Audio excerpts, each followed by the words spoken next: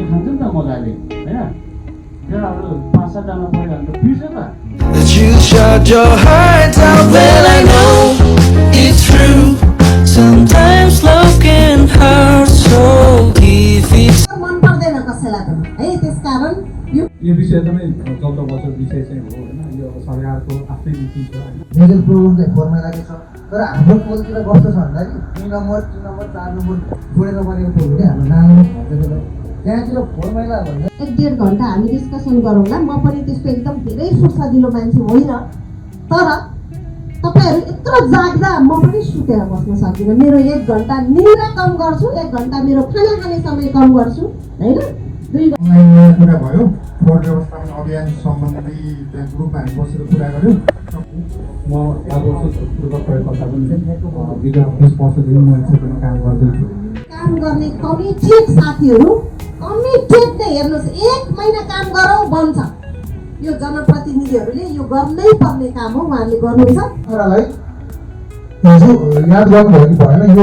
हिजोको लागि चाहिँ सिल्भर माउन्टेन भन्छ इट्स भेरी रेयर भन्छ हिजो देखिएको माउन्टेनलाई हैन त्यो सिल्भर माउन्टेन अझै चाहिँ भने त्यो फिल भएन किन अरू कुरा गर्ने भनेर आज हामी फोरमै व्यवस्थित हुने गऱ्यो कुराहरू भनेर आएका हौँ फेरि लागु औषधको बारेमा एउटा दिन हामी कार्यक्रम राख्छौँ त्यो कार्यक्रम फेरि बेरोडामा पाउँछ त्यसले हिजो कति 7 वर्षपछि हिजो सिल्भर माउन्टेन गाडीले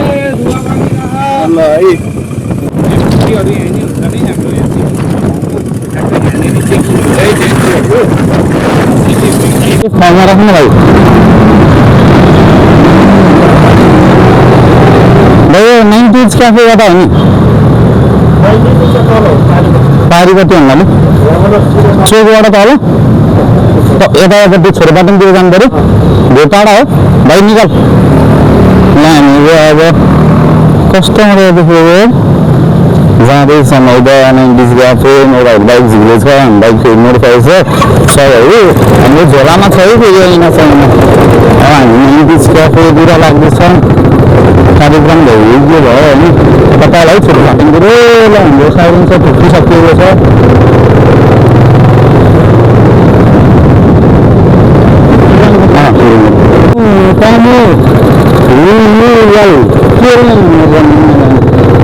Indies cafe is this one.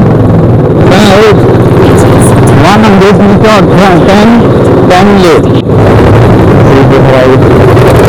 One minute.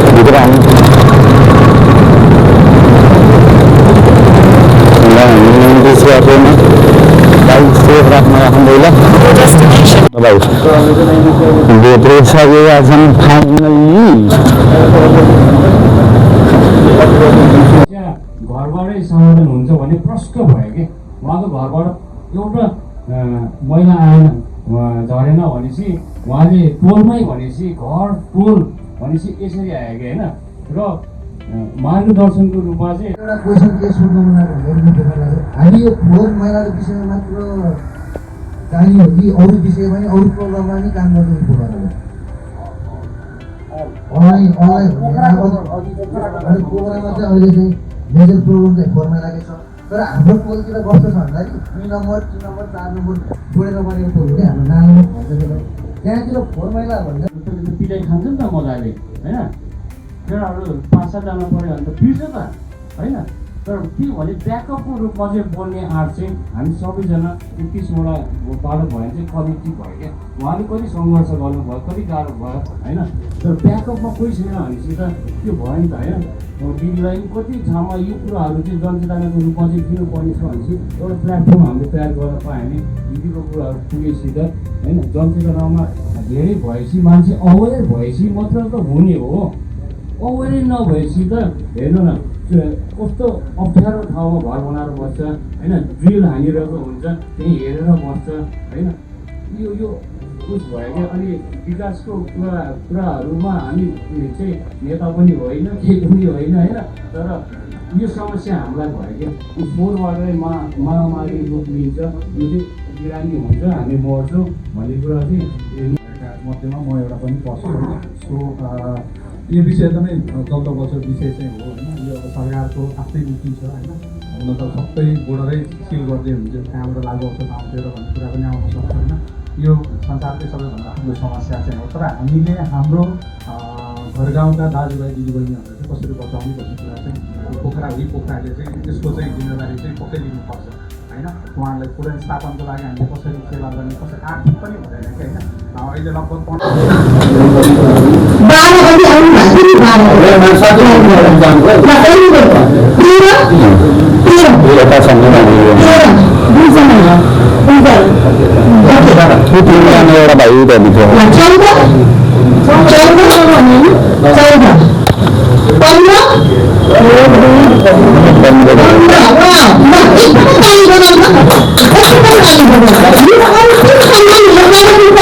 लागु होइन क्या नगरपालिकालाई डाइरेक्सन हामीले के दिने होइन क्या। सिस्टम माथिबाट बस्छ भन्ने आशा पनि छैन कि फेरि है। किनकि उतै सचेत छैन त होइन, के आश गर्ने होइन। त्यसैले चाहिँ अनुभवीहरू जो सबैलाई चाहिँ पटुलेर गयो भने हामीले चाहिँ भविष्यमा चाहिँ लामो लङ टर्मको लागि चाहिँ सचेतना होइन शुद्ध सफा साँच्चीकै बनाउन सक्छौँ कि होइन। सबैजनालाई आफ्नो सर्व संसारमा आफ्नो घुलमिलमा छ कि होइन। आज सर हिजो हाम्रो अनलाइनमा कुरा भयो, फोहोर व्यवस्थापन अभियान सम्बन्धी त्यहाँ ग्रुपमा हामी बसेर कुरा गऱ्यौँ र फोहोर व्यवस्थापन सम्बन्धी भनेपछि मलाई त्यो उत्सुकता जाग्ने नै भयो। र अघि सरले भन्नुभएको थियो नि जस्तो म थानामा पढेँ 2 दिन होइन, त्यसपछि प्रगतिको लागि केही कुरा पर्छ त्यहाँ फाइनेन्स पैसै चाहियो भने पनि हामी छौँ है भन्नुभयो। एकदम पैसा कहाँबाट आउँछ भनेको विदेशमा भाडा लागेको बिर्सिनु भयो। त्यस्ता धेरै छन् जसले पोखरालाई राम्रो गर्न चाहन्छ। एक डलर र एक युरोले पनि हामीलाई पैसाको चाहिँ समस्या हुँदैन, तर हामी पैसा खर्च गरेर फेरि फोहोर सफा गर्न र पैसा खर्च गरेर समाज परिवर्तन गर्न आएको चाहिँ होइन होइन। त्यही भएर चाहिँ भोलि बढ्यो र एक्सपर्टै हायर गर्नु भयो। मेयर र महानगरको टिमलाई चाहिँ हामीले बुझाएर हुँदैन, विदेशी एक्सपर्टै ल्याएर बुझाउनु के हुन्छ भने पनि त्यो पनि हामी गर्न तयार छौँ। कहिले काहीँ के हुँदो रहेछ नेपालमा, मैले चाहिँ एउटा अभियान गरेँ। त्यो अभियानमा चाहिँ मैले 10 वर्षदेखि एउटै कुरा भने कसैले पनि तपाईँ होइन एउटा खैरी आएर त्यो बनेको होइन, सबै खैरीलाई भगवान् मान्छ क्या। मैले पनि सिकेँ खैरी चाहिएको छ। आजकल मैले हरेक शब्द मेरो खैरीबाट बनाउँछु कि अनि सबै एकै दिनमा पठाउँछु। 19, 20, 21, 22, 23, 24 पनि हुनुपर्ने यो अलिक क्रुसियल नै छलफलमा थियो होइन। 25, 26, 27 यो भोलि राखेर जानु मिल्यो होला नि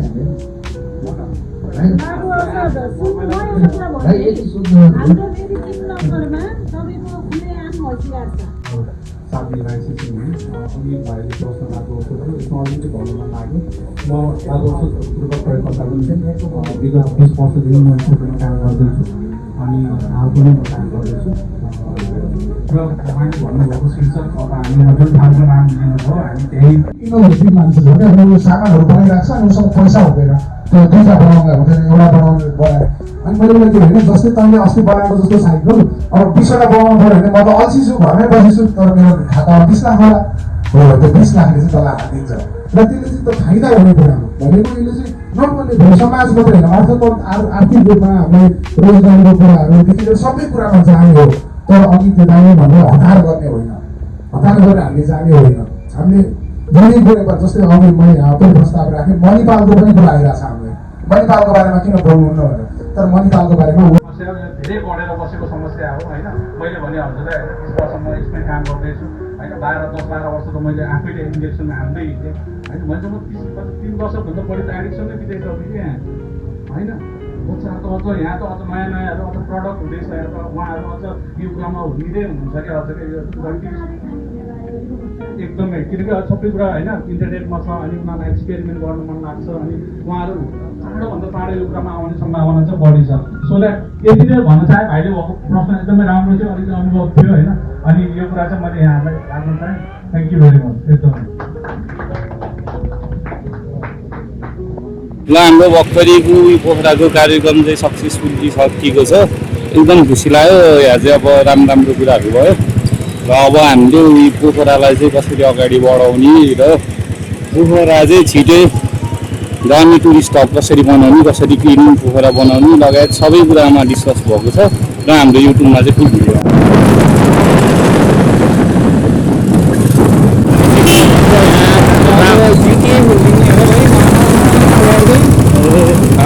उब्रनी नभइदिनु होला है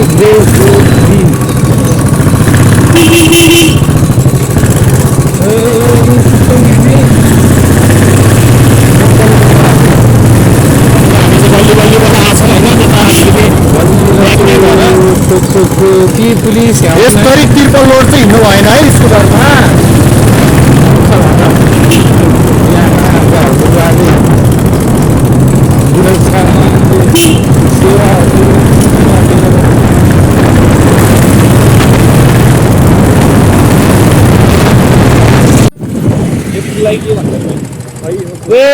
एक्सिडेन्ट देखा भाइ एक्सिडेन्ट भयो कन्टेन्ट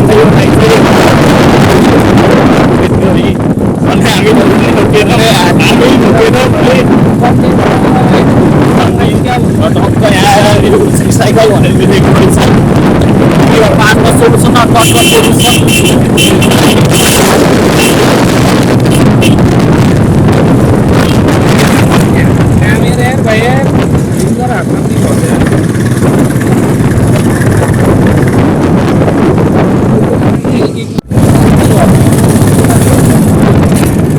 यहाँ पनि खोज्दै छ सबै नागरिक जतासुकै छ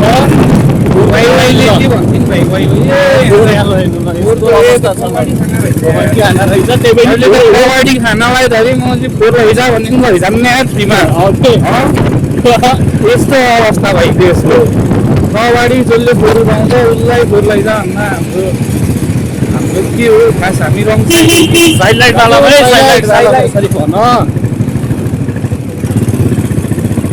साइड गर्नु पऱ्यो नि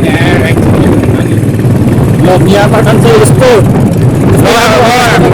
कसैले ऐना किन नआउनु भएको भनेर सोध्नु भयो भने अस्ति हाम्रो भगिनी छ बाटो डाँडामा खाना खाएको त्यतिखेर मेरो साथीले बाइक झलाइदियो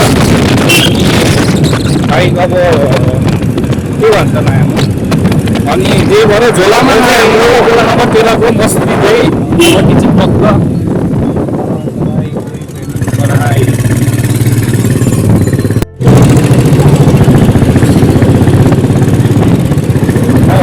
हाम्रो माझा बाटो नै त